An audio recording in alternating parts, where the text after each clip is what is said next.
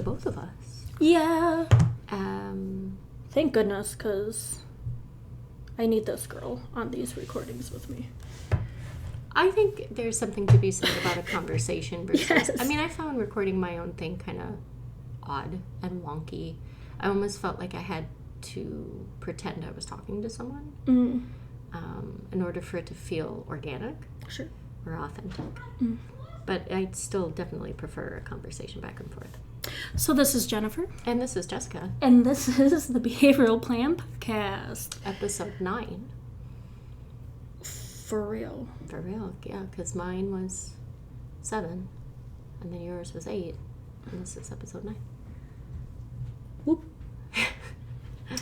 Yeah, so anyway, we're both here, and this is our shared episode, and this is going to be released after the baby is born. This is our little prep, our little, like, things going to get a little crazy, because that's also going to be the time that I'm probably moving into my new house. Yeah. Place that I'm renting, so that's going to be a crazy time as well. So we thought, because, like, we've been, well, I don't know about you, but I get asked all the time when people find out that I have a son with autism. They're like, oh, have you seen Love on the Spectrum? Have you seen this show, that show? I even get sent things online, like through social media. Sure. And they, you know, I'm not complaining about it. It sounds like I am, but I'm not. I'll get sent things like, oh, have you seen this study? Yeah.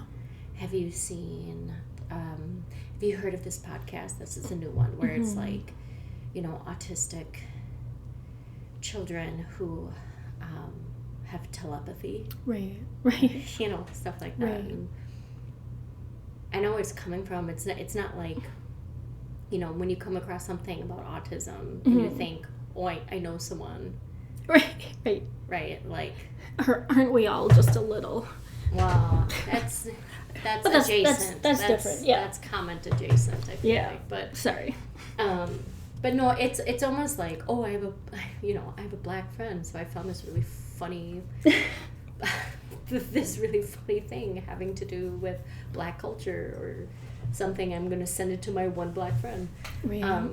It's like that, right? Like it's kind of got that vibe to it where it's like, I know that this is well intentioned, and I know that, like, but like, you know, I kind of feel like when you are a parent, your whole day is about autism. Your whole night is about autism, and it's not like you're looking because it's so terrible you need to escape it. It's not what I'm going with this, but it is nice to dabble in things that have nothing to do with it. Yeah. Just because it's a nice break. Yeah. You know, I like my shows, you know, McSteamy. I like my shows to be a little mind-numbing. Like my shows to be about, I don't know, aliens coming to invade our planet. Like, I like my shows to be about other things. Yes. But I appreciate that there are... representation. That there's representation. Yeah. Representation matters. It does. It's, you know, it's funny. A lot of those comments, in my experience, if I'm not met, or if I don't meet them with the same enthusiasm as their comment, though. So, like, yes, I agree. Representation, being able to have it out, like, more, just more. Yeah, more and, like, boring. Yes. This is a story that's being told, and because there's 50 characters in here, one of them has to have ADHD. One of them has to have autism. Right. It because in the real world that's how it is. Absolutely. So, like, when you're creating a larger story, it's not being quote unquote woke to make sure you have one of everybody. It's just the accurate reflection of a public space. A inclusive public space. Yes, I'm not interested in, like, a show that it's, you know, honestly, I'm not even interested in books that are all one type of person. Or mythical creature. Or mythical creature. But if like all the mythic, you know, if the fae and the humans and the wares and the all these different class species of magical creatures are all described as also being white, I'm not interested in that either. Right. But like, for me, some of these shows stand out and I'm like, yes, thank you. Thank you. Because not only is it done in a way that's respectful, especially if the person in that role may not be neurodiverse themselves. Yes, right. Or thank you, like, hey, this will be really enjoyable for my 8-year-old once he's old enough to be able to watch this, because it gives him a relatable character. Not some of the things I have seen, or maybe not the people necessarily, but the show and how it's scripted, or how it's cut and clipped and put together, all beautiful for entertainment purposes, which sounds disgusting to say out loud now that I said it out loud. Like, my children who happen to be autistic, I would never in a million years think, oh, for our entertainment and for our viewing, we're going to do this big highlighted show on this one person, and it's going to be the most over-the-top obnoxious thing in the whole wide world. Well, and I think, I'm off topic. Oh, a smidge. I think, though, along the lines of children and, you know, feeling excited about their consumption of entertainment, and it includes them and includes their story, and it represents something that they can relate to. Yes. You know, we've found so many fantastic books, which I'm so excited to start reviewing with you on social media. Yes. But like, you know, when Sesame Street came out with their character, more than one? No, I'm trying to remember. It's a female puppet, right? It's not female presenting. Is it Zoe? No. I thought it was Zoe. Little. No. Oh no, it's not Abby. Oh my gosh. We're looking it up. We're in real time right now. Julia. Oh, I can't believe I forgot her name. Yeah. So, like, that was fun, and that's great. And Sesame Street does an excellent job of introducing characters and building inclusion and conversation, highlighting common questions that come from children when they're exposed to difference. Because, again, children aren't born with biases. They are learned. So, you know, having something that is presented in a way that's through a lens of curiosity, through a lens of community and support and love and respect, like, it's fantastic. Sesame Street is just a really fantastic. And she was introduced in January of 2023. 2023, y'all. Not that long ago. No, really not. But then there's like a PBS show. Yes. That centers around. Is it a hedgehog? Oh, what just happened? Carl the Collector. Yeah, that's right. Cute. He is A honey badger? A raccoon. A raccoon. Oh, perfection. Very much so. It says Carl the Collector is groundbreaking because Carl is autistic. It's the first time PBS Kids has centered a series on a neurodiverse character.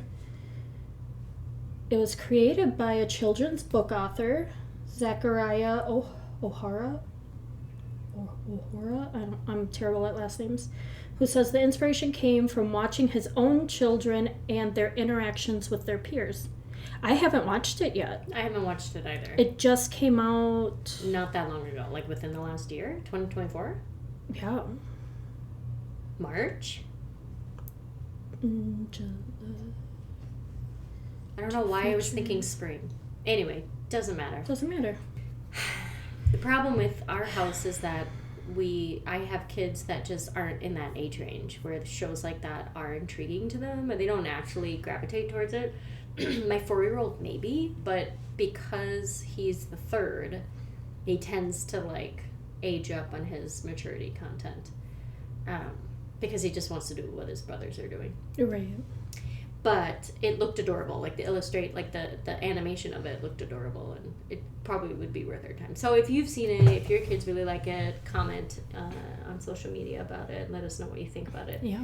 But then I think about so Love on the Spectrum is a very common one that I get asked about a lot. All the time. I mean, people love a good reality TV show, and I get that. And I myself, outside of RuPaul's Drag Race, don't know that I've really consumed. Like, I won't say that. Not, of course, like, there's someone listening that knew me in my youth who's like, hello, I used to watch that the MTV show where, like, people live together. The roommates one. Road Rules and Real World? Real World. I didn't watch a whole lot of Road Rules. Oh, I watched But Real World, like, the first couple seasons, was obsessed with it. And they're still making... They're still going? I don't know if they do where they live together, but they're still doing, like, the challenges. Oh, sure. That so sounds silly. About right. But yeah, so I'm not, like, I don't gravitate towards that kind of entertainment anyway. And I am curious about it because people tend to rave about it, and they tend to want to rave about it to me. And then the reaction's always the same. They're so surprised I haven't seen it. And I'm like, but why? If I'm looking to veg out, because let me tell you how much opportunities I get to sit and watch TV. Right. Like zero. Right. Like really zero. And in those moments, I tend to choose books over TV and movies anyway, just because I like reading more. But like when I do sit down, no. Right. I'm watching Queer Eye. That's the other reality TV show I really love to watch. But I'm like, depressed when I watch that because then it gives me dopamine. Or The Great British Bake Off because it's so stinking cute and positive and has me absolutely convinced that I too can bake just as well as they can, and then I fail. But so I guess I do consume a little bit more reality TV show than I thought I did, but on my own terms. And but I hear great things about it. I hear that like the people who are involved, and I don't know if you've watched it, but the people who are featured, there's a variety of them. Yeah. And that some of them include their parents and their siblings, and so you get kind of multiple perspectives, which I appreciate. And and that it's real people, and that's what I think is so important versus like, let's say that Claire Danes movie where Claire, it like came out in February. Temple Grandin on HBO. I've seen clips of it. I haven't actually watched it because again, no time. But I've seen clips of it where they show certain like rigid moments, right, that she acts through. But Claire Danes is not a person with autism. Right. She's acting it out, which means you're taking characteristics and certain traits and performing them. And there's something about that feels so like fundamentally wrong. Yeah, absolutely. Absolutely agree. And it could be because I feel sensitive about it because like I want there to be representation. I want there to be I want it to be normalized, but I want the people who are normalizing it be the community in which it's representing. It's representing, having them not only represent it, but like they're gonna do it. They're gonna do it. Like there's no question. There's no like. What it communicates. And Claire Danes is an excellent actress. Yeah, I've enjoyed a number of the things that she's done over her career, and that's fine. Right. However, what it tells others is out of all the talented actors and actresses with autism, Claire Danes was the best choice. Right. And I don't buy that. No. And I don't buy that one bit. You're claiming you could be employing people from the community to not have to perform, but to be in a role. But I think that comes down to the screenwriter, right? Yeah. Don't write a story that makes it a fool. That makes people a fool. Or don't create a story based off of the top 5 stereotypical. Yes, right. And this is actually a historical representation. Oh, absolutely. So it's a story about a real person, but still could have been done by someone. Yes, by a female representing person with autism. Yeah. Easily. Yeah. What's another one? The most common one is Rain Man that I hear a whole lot of. With the littlest understanding of what that character, the traits that character presents. I'm trying to think of. Kind of want to say my 2 cents on the levels on the spectrum, but sure. We can circle back. Mm-hmm. There's The Good Doctor. There's Atypical. Yeah. Atypical. I watched Atypical. I enjoyed Atypical. I enjoyed it too. Yeah. What a darling. Yeah. What a darling character. And as much fell in love with him. Yeah, absolutely. Really did. And his love of penguins and Yes. all of that. But do you know who I loved the most? The mom. Really? I loved the mom. Do you know why? She lost her goddamn mind in that She story. She really did. Nothing felt more accurate. Watching her with her binders, with her lists and her schedule, and her looking at her partner being like, what the fuck? Yeah. And he's looking at her going, where have you gone? Yeah. And it's so real. It is. In the most purest form, without, the whole, cheating thing felt over the top and unnecessary in my opinion. Yeah.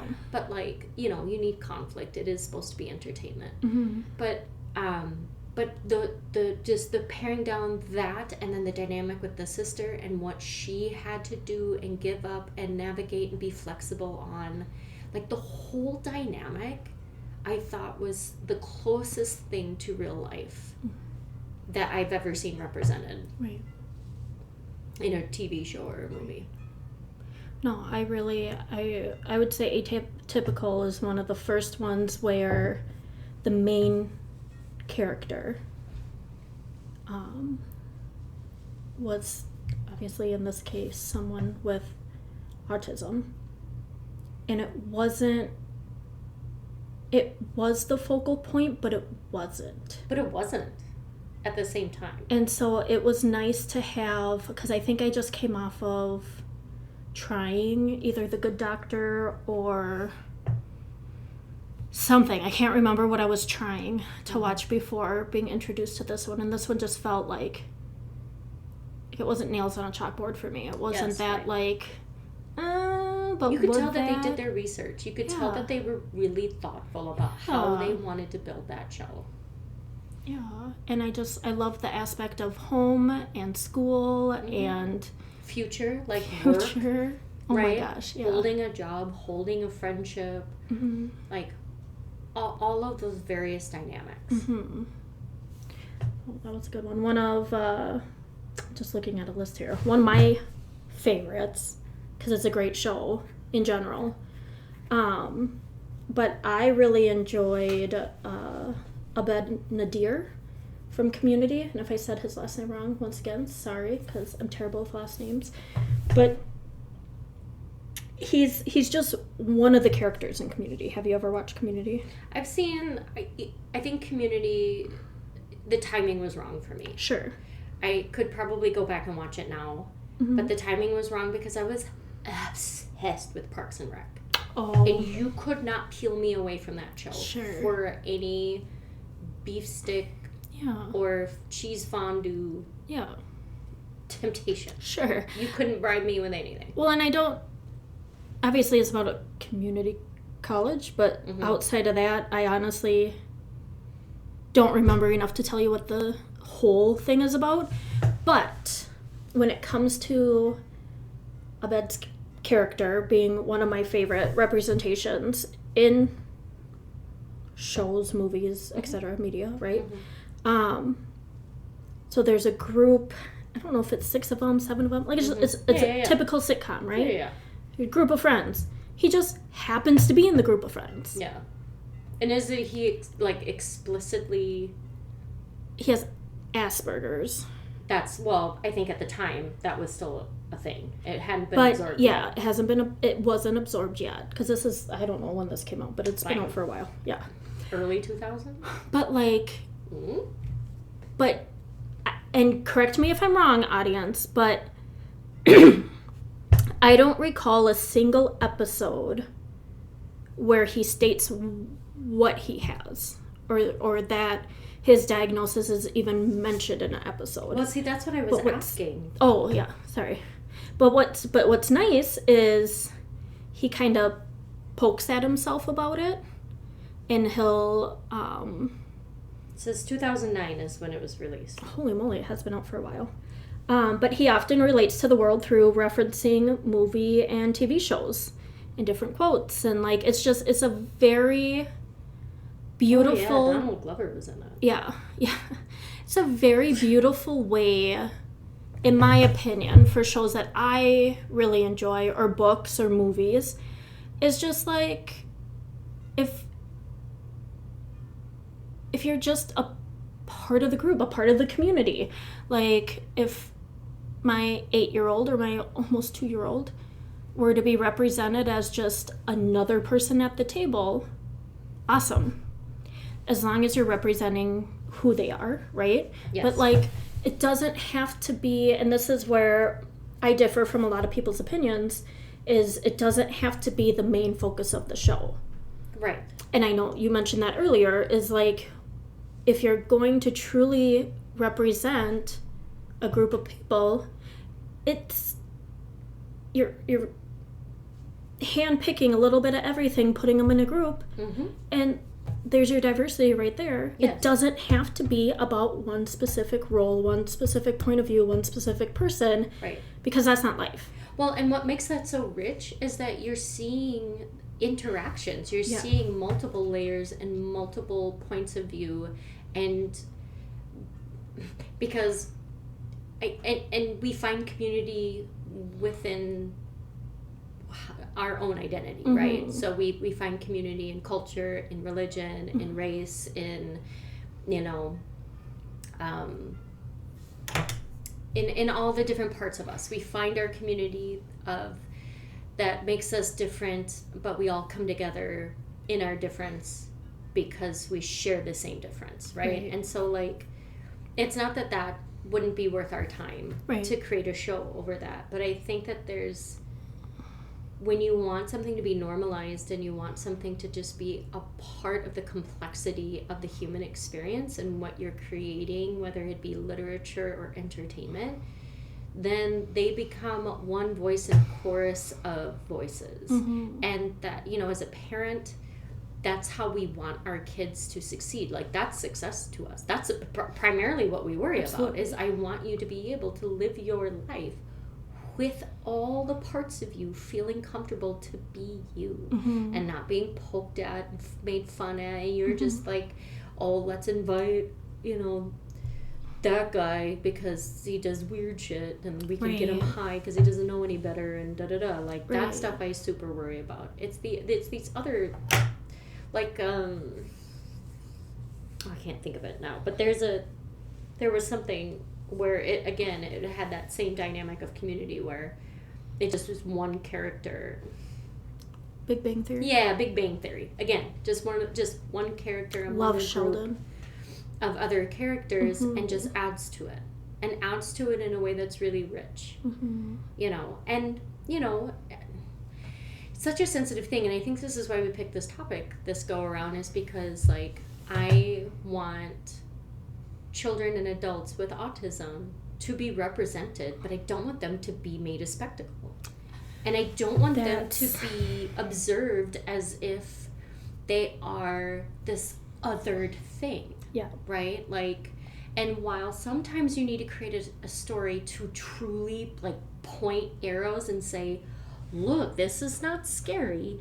There's nothing wrong with this.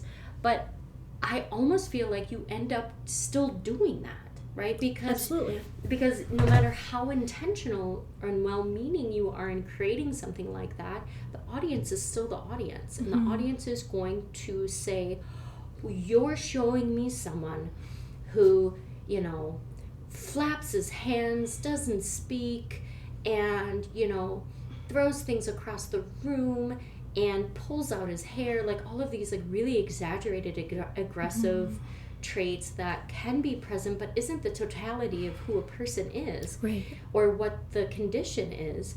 And now that's what they expect. So when they go out in the real world and they hear, oh, you're autistic, but you don't do this, and you don't do that, you don't do all these things that I saw on this TV show, because they lack the critical thinking skills to say maybe a spectrum is a motherfucking spectrum. Right. So like that's where I find myself in this really gray area of like, yes, representation, but not a spectrum, a spectacle, but also not so mixed in that they almost get erased. Yeah. Or like not include them at all, which is also not the right answer. But. Well, in a similar headspace for Love on the Spectrum, like, so I've seen clips. Thank you, TikTok, I miss you. Rest in peace, TikTok. Rest in peace. We'll miss you dearly. Because I've been told by others, whether it's people who have children that are neurodiverse or whatever the case may be, who have experience around people, not just what they read and what they see on movies. I've had some people be like, oh, it was really nice to watch that, or it makes me hopeful that there's more positive experiences happening in the dating world. Right. Our kids are young. And my bonus kiddo, that's a whole different story. I don't need to share his story today. But it is hard. It is hard to find platforms or apps that aren't people trying to take advantage of vulnerable adults, trying to like do all these things, right? And so I could see Love on the Spectrum being a beautiful thing if I took the time to watch it. The reason I don't isn't because I don't think it would be good, because maybe it is good. It's not like I think it's gonna whatever. I don't even know where I was going with that. But when people hit me with the, hey, isn't it great?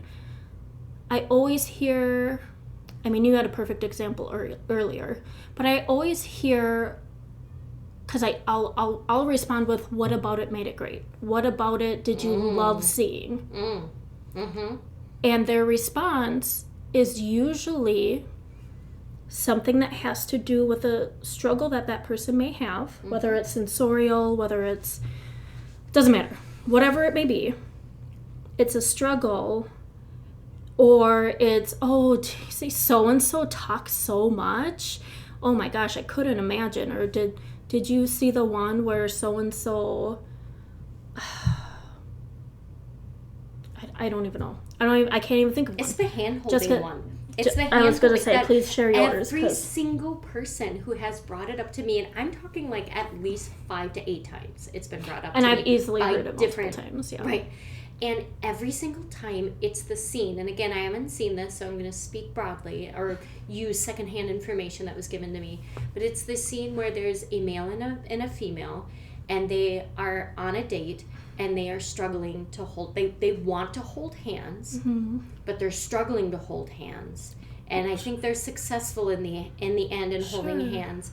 And I have to listen to this person talk in great detail about something that, like, I'm building that skill in my kid right now. Yeah. And I'm trying really hard so that my kid can make accommodations and be flexible for something that doesn't feel good to him.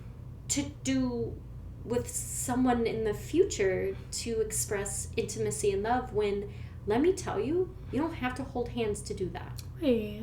That is not a requirement to be a person. Nope. And yet we're putting all this priority that, like, let's get over that hurdle. And so you have all of that information in your head while someone's like, just like, so this is so great. Like, look at this thing I watched. Did you watch it? It's so cute. It's so cute. It's so adorable. Cute. I think it's so hilarious. And then I shut down because I get what you're saying. But these are emerging adults is what I'm assuming, not teenagers. They're emerging adults, like young adults. And they are not cute and adorable. They're people. Yes. Right?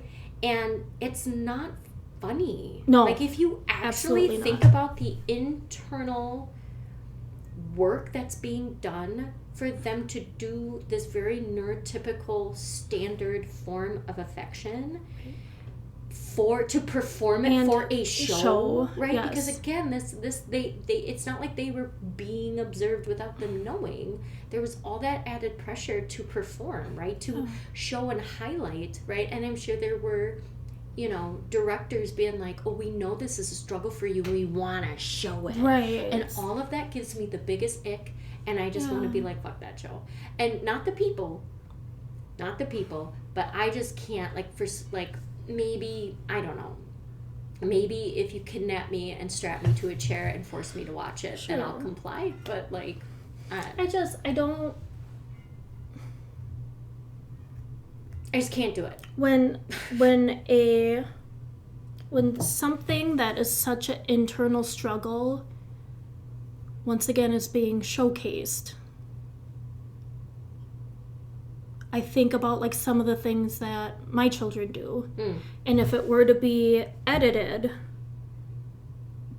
for entertainment purposes, granted, some of these people, who knows, some of these people might have had the best experience of their life on the show. Maybe they're in these beautiful relationships still. Like I said, I have also not watched it, but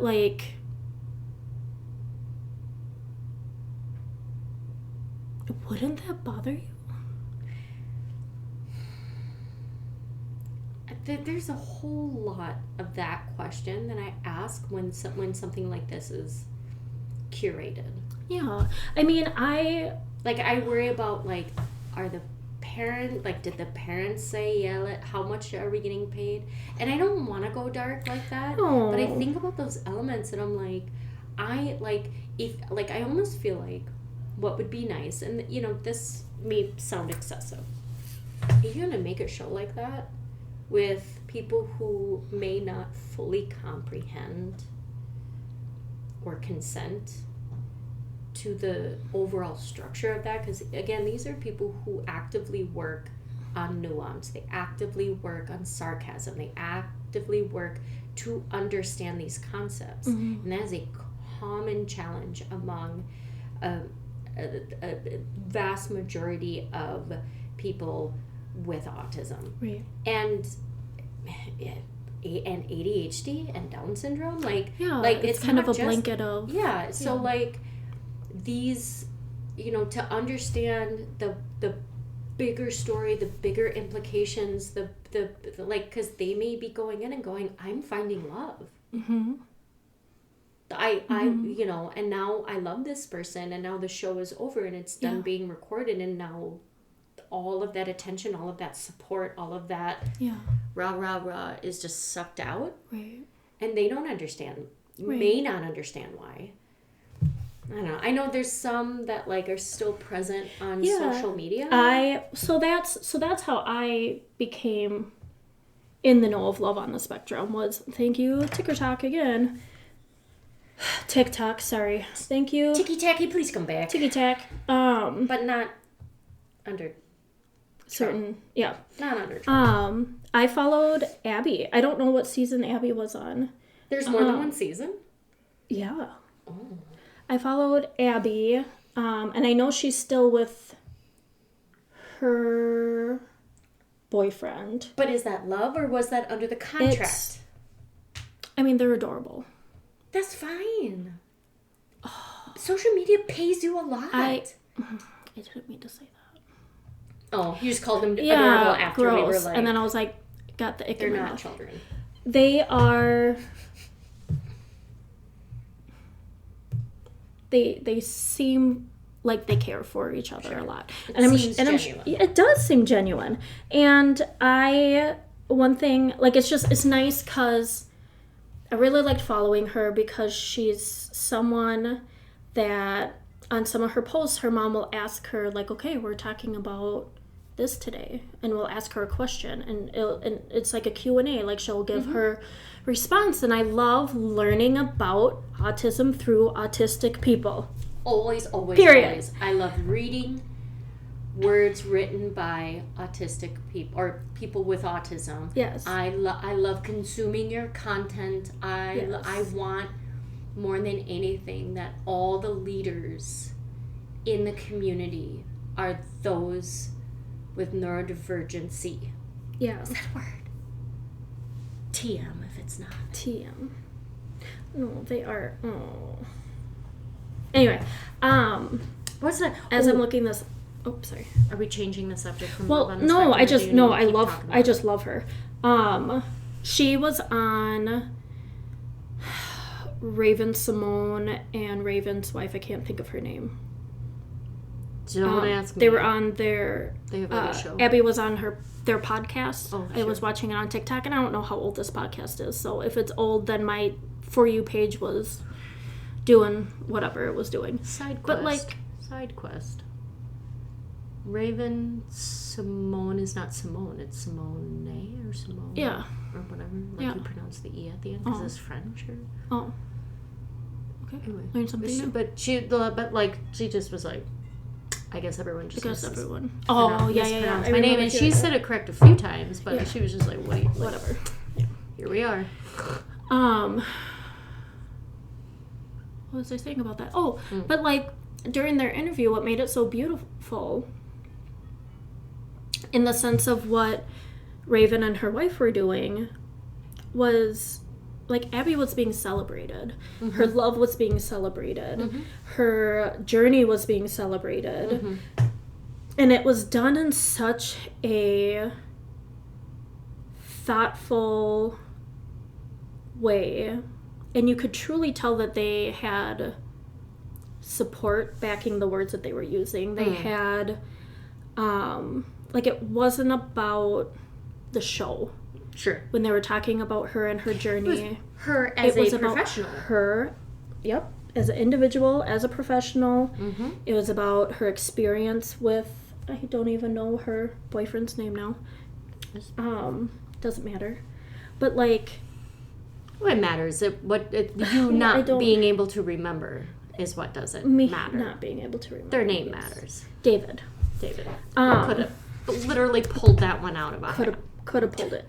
But like it just, that's what's beautiful about shows like that is if you can come out of it, even if it's just a friendship or just it's like being successful because like this person now is in the entertainment industry and is being featured on podcasts and interviews and doing things and in control of her story and her profession, which and it's not being done as the showboaty thing. So like I really appreciated watching this podcast, and I say watching because it was on the Schmick, or YouTube or something. I don't know.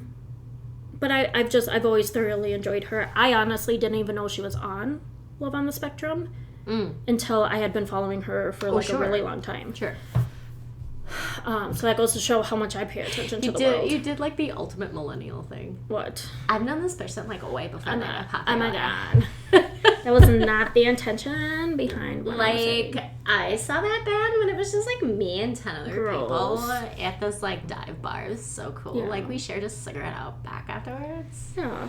So I mean the people who are out there and they're representing this beautiful community in their, whether your experience was healthy and happy and enjoyable or if it was uncomfortable and maybe not what you thought it would be. I just appreciate the courage and the courage you have to get out there, try it out. To be so authentically yourself. And to be so authentically yourself. So not completely like poo-pooing on the show, but No. I think it's not so much the show. It's I know you have a kid with autism. I've seen a show or saw a post about autism, and now I have to immediately tell you about it. And I'm thinking of these people, and I care about these people deeply, and the depth of my relationships with these people aren't super deep, but they're like, it's enough for, and as a Capricorn, you're either all in or you're completely out. And so it's odd for me to have some middle ground with some people. I don't tend to do that, but I've been doing it more and more lately, thanks therapy. But some of those middle ground people, when I say this and if you hear it, know that this comes from a place of love and respect. But like, do you talk to me in any other way? Do you ask me about my son with autism and support me about that? Because those are the moments that matter more to me. Or are you sharing an article that might be supportive to me or see me in a way that is like you get it. You get it. You're not living it, but you get it. Right. And then you're also asking me, have I seen love on the spectrum, and sending me things about autism and telepathy. And it's not the only way. You know what I mean? Right. It's not the 5 times I hear from you in a 6-month span are these like random things, So I feel like that matters. How I respond to how you bring it up to me is interpreted based on that. Yeah. So like my BFF Ride or Die, when she asked me last night if I saw love on the spectrum, I had the same response. I had probably a more honest response with her where I was like, oh my God, here we go again. We had a great conversation about it. And she had a really great, strong, positive feelings about the show. And I felt like I could hear that with more truth and authenticity because of the nature of the relationship that we already have. Yeah. When someone who like, I'm going to give an unreal example. If someone's like at the grocery store and they're checking me out and like happens to notice that my kid, or somehow is told my kid has autism and have you seen them on that? No, ma'am. Stop right there. Yeah, and it's unfortunate that like the experience is so highlighted on the dating show because like I could see it being a good show if I have watched it. I have not. Sure. Once again, I keep saying that, but it's not into dating shows. Fair. It's I wouldn't say it's the show for me. It's how people react to watching it. How people consume it, how people then take what they've seen and regurgitate their opinion out into the world. Or their interpretation. Because now I'm fully locked and loaded to watch the show just by talking about it. Just to see how much of it is... Jen and I are just going to like burn through all the episodes tonight. No need to sleep before surgery tomorrow. Yeah. We'll just... Yeah. Just bang them all out. No one's sleeping tonight. Do the cliff notes. Yeah, right. We'll start right now. I bet you we can get through 2 seasons. So, like, we'll see. Maybe I'll give you a different opinion once I bust through. Maybe that's our homework. Yeah.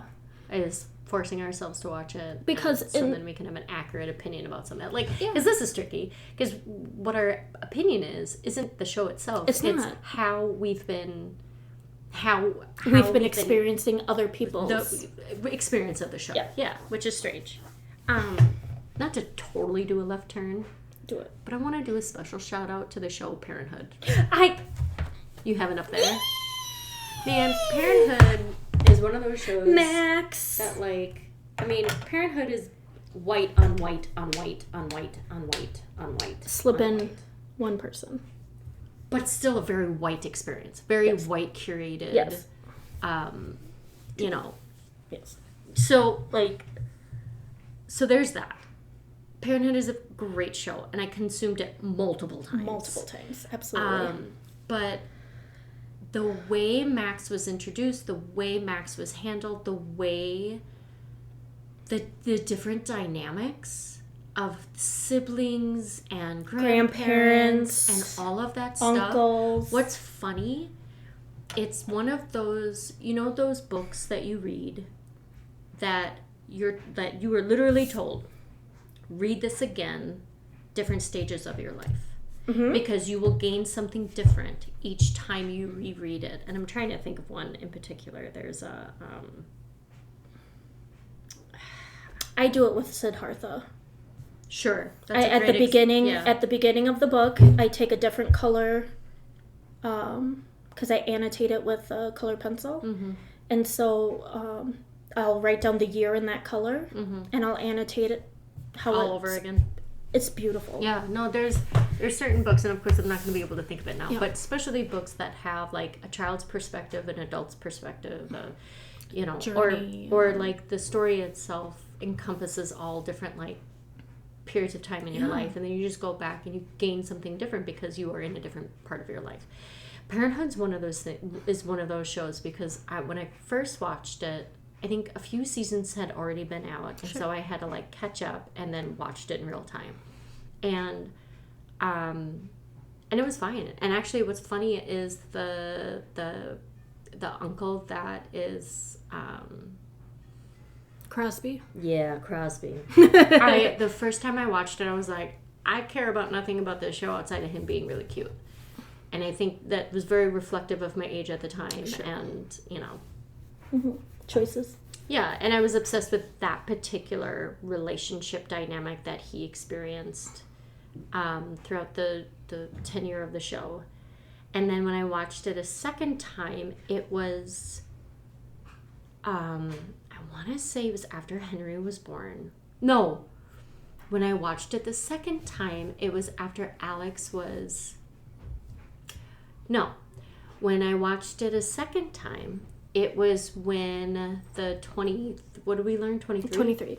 The 23-year-old, who was then like maybe around 9, 10. Yeah, was a part of our life. And I was like, oh.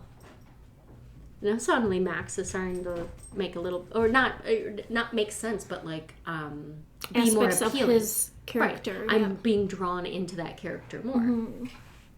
And then the third time I watched it, I think it was right around...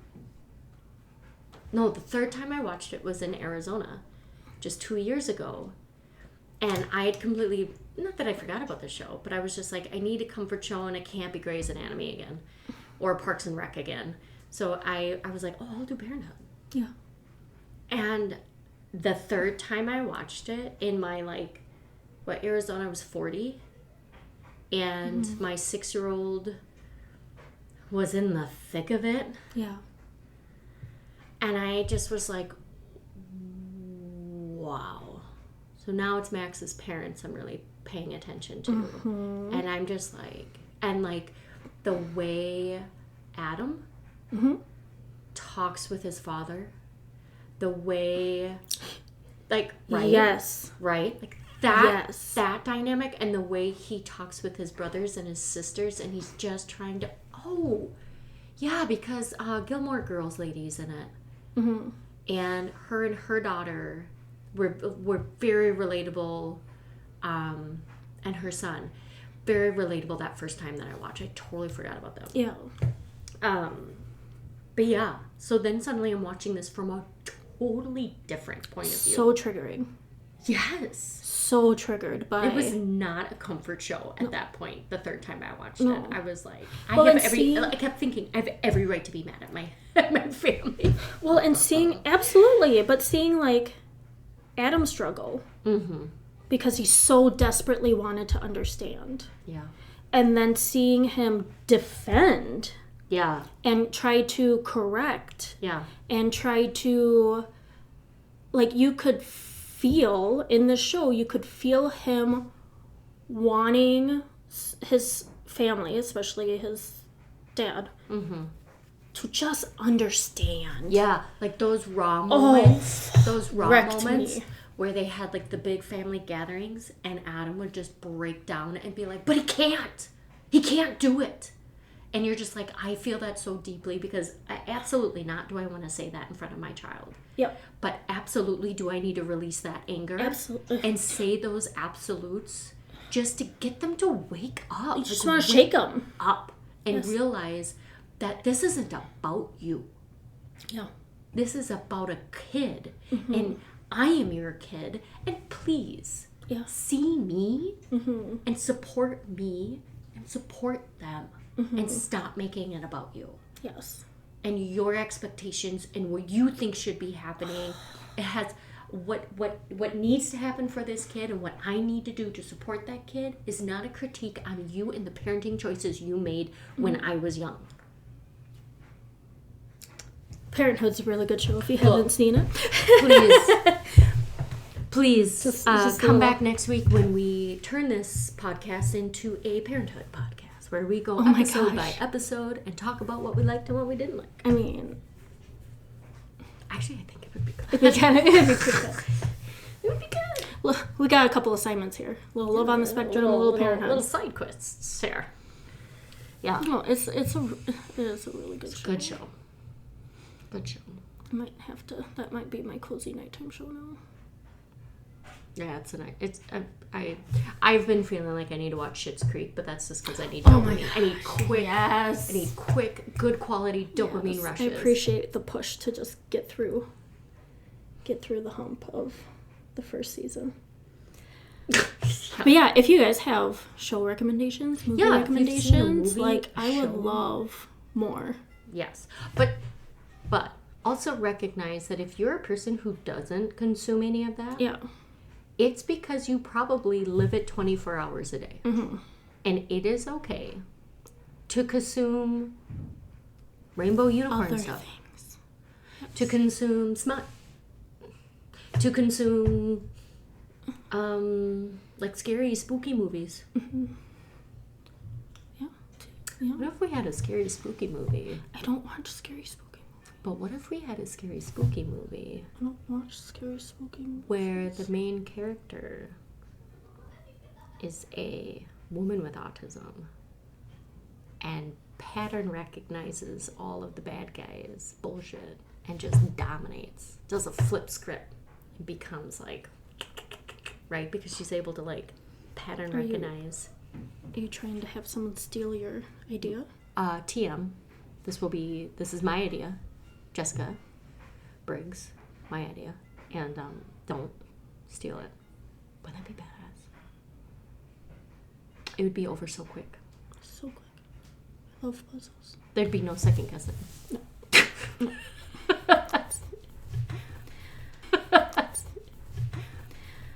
Well, that was a lot of TV to watch. Oh, Good thing I have a God, always.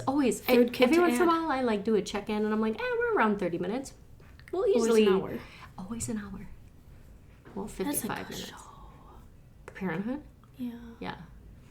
I think about like the need to wear the costume in like that first the pilot and like the first couple, And then I think about that like the school struggles.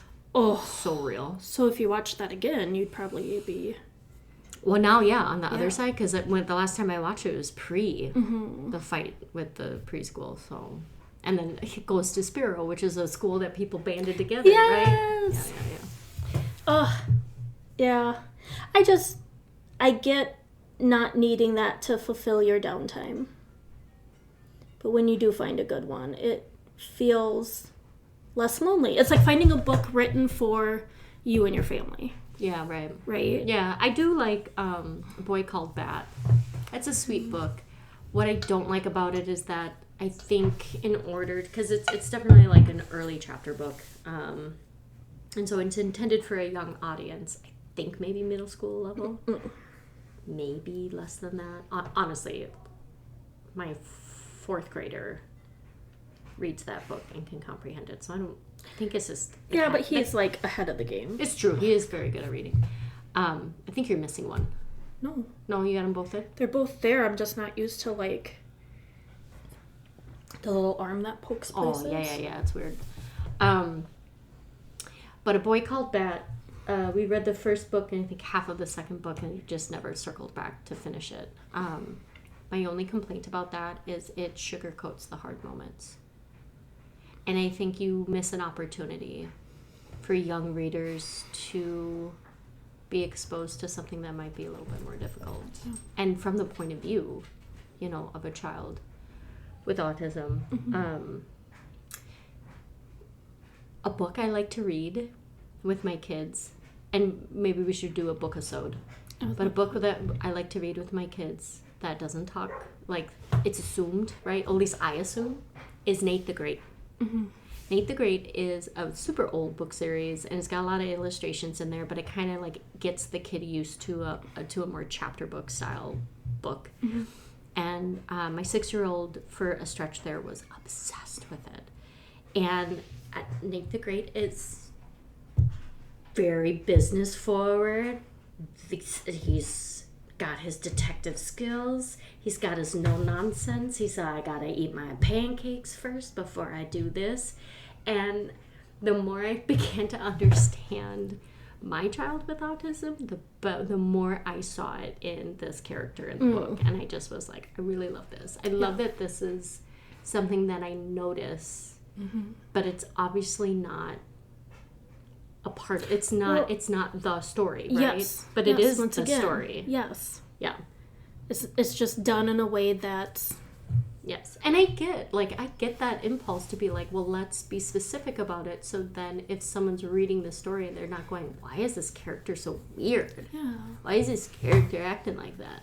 And using other choice words that I won't use out loud. I mean it, but I don't know. Oh, sorry. Is there something here? Mom. Let's wrap this up. Even when I typed in just a generic Google search of shows and movies, just to like remember what I've seen. Yeah. There were some characters that I was like, what the what?